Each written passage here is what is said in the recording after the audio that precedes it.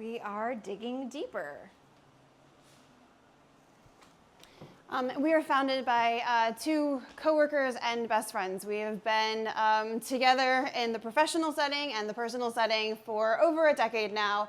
And so we are local history teachers that kind of fell into the world of archaeology. And we like to say that we archaeologied so hard that we accidentally built a business out of it. And we're longtime educators and history teachers. And archaeology kind of gave us our spark back when we really needed it, and gave us inspiration to develop new lessons and keep going in our profession. So what we make is we provide customized educator workshops. We provide educational historic preservation consulting and curriculum development and integration. And to break all of that down and make it accessible, what that means is that we partner with heritage institutions. So perhaps like a state institution like the Maryland Historical Trust or a local museum that wants to get a little bit more traction from the public. We work with them to bring in teachers to share their findings, and then the teachers can bring it to the students. We also partner with some local museums and other cultural institutions to bring their findings into classrooms. And we support and partner with other organizations to bolster their materials to make them more accessible to teachers and students. There's plenty of professional development out there for teachers. But it's not designed by teachers. So it often misses the mark in terms of what teachers actually want and need. And that's where we come in. K-12 educators want to be good at their jobs. They want to teach accurate and engaging and exciting and culturally relevant history. But they are missing the tools that they need. The mandated textbooks, the limited access to primary sources, the emphasis on state testing makes it pretty impossible. On the flip side, archaeologists and historians are noticing a downtrend in public support and public funding. They need more people involved in supporting their research and their initiatives so that they can keep their funding. We notice there is a lack on both sides, and so what we are going to do is serve as the solution. So that's us. We're the bridge that's been missing between these two professions, both of which are misunderstood, both of which are lacking in this area. So we provide those customized, curated archaeological and historical preservation workshops that actually empower teachers. Instead of pushing materials onto them and giving them one more thing to do, we allow teachers to actually be inspired by inviting them into those historic spaces and creating the materials that resonate with them and that are going to work in their classrooms. They develop those lesson seeds directly from the primary sources, and we make sure that our workshops are standards aligned and carry those professional development credits that teachers need to continue their certification, and we reconnect teachers with their why of learning history. We have a little bit of competition, but not very much. Our biggest competitor is a partner of ours. They're Archaeology in the Community. They're based in Washington, D.C., and they're a nonprofit, and they're fueled by professional archaeologists. They develop programs that bring the public into archaeology. We have other competitors as well. We have Project Archaeology. They're primarily based in the West. They are made up of archaeologists, historians, educators, and concerned citizens working to make archaeology more accessible. And we also have a few other indirect competitors like FPAN at the Florida Public Archaeology Network that builds resources for teachers to, again, incorporate more public engagement in archaeology, specifically in classrooms. Interestingly enough, Archaeology in the Community has partnered with us to deliver workshops, and Project Archaeology also just reached out to us because they want to partner with us as well to expand curriculum to the Chesapeake region, and they want us to be a part of that. So we don't really have competitors. We just kind of exist. But what we do offer that our competitors/partners have or don't have, we offer a local connection. So we are right now only based in Maryland. We would like to branch out, but we're focusing heavily on local history and local culture. Whereas, sorry. No, go ahead. Whereas AITC, they do that a little bit. FPAN is very specific in Florida only, and Project Archaeology is out west. So we're the only Maryland institution specifically. We're also free for teachers. That is a core value of ours. Teachers already have to pay too much for supplies for their classroom and everything else. They should not have to pay for furthering their own educational expertise. So that is really important to us. AITC is also free for teachers, as is FPAN, but Project Archaeology makes their teachers pay thousands of dollars for curriculum that they provide. As mentioned earlier, we have a pool model, which means that we want the teachers to find their spark and bring archaeology into their classroom instead of us just crafting materials and then pushing it upon teachers for one more thing for them to do and add to their list. The other competitors do not offer this. They just make materials and push and then get no response.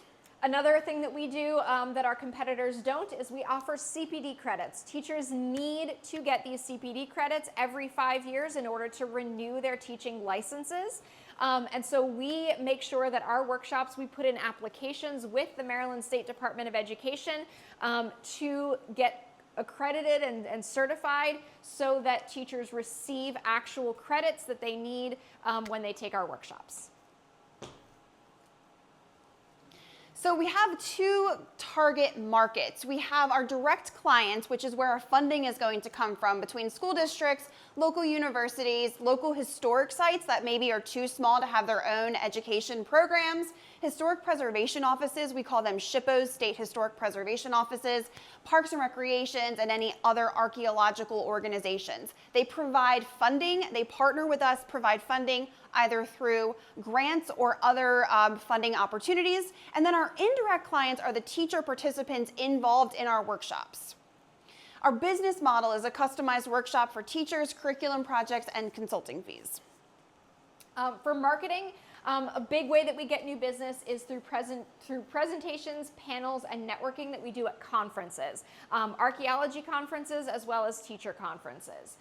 We also leverage a lot of our educational networks. Having been educators for 15 years, we have a lot of contacts at the Maryland State Department of Education. We are active in social studies organizations like the Maryland Council for Social Studies and the Middle States Council for Social Studies.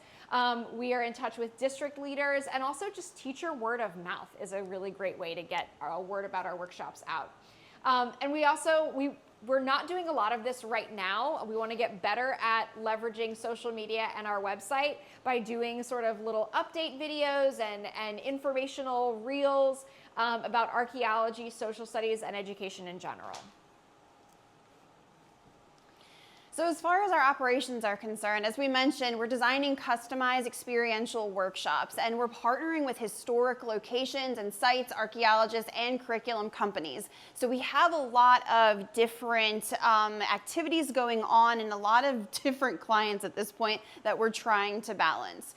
We partner with organizations like the Maryland Historical Trust, the Archaeological Society of Maryland, couple of Maryland universities, a publishing company, the Maryland Public Television, and even local indigenous tribes.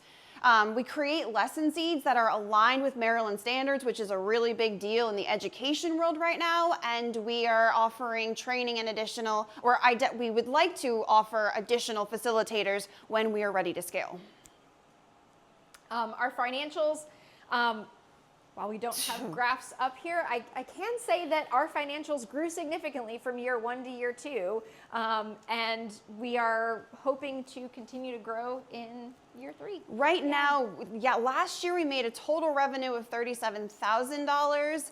This year we're slated so far up through August to make around $35,000, and we're hoping in the last quarter we can bump that up. So our goal was $75,000. We'll see. Fingers crossed. We'll see. Is that net or gross? Take home or total intake? Revenue? Total intake. Total intake. Total intake. So our ask, we're seeking really partnerships is what we want. With school districts who are ready to embrace the new Maryland standards for grades 6 and 7, universities with education programs that might be near historic sites that want to highlight those, funders who understand that transforming how we teach history is an investment in cultural change. So we're hoping that you will join us in empowering educators to bring authentic experiential history to life, because the stories we tell shape the future we build.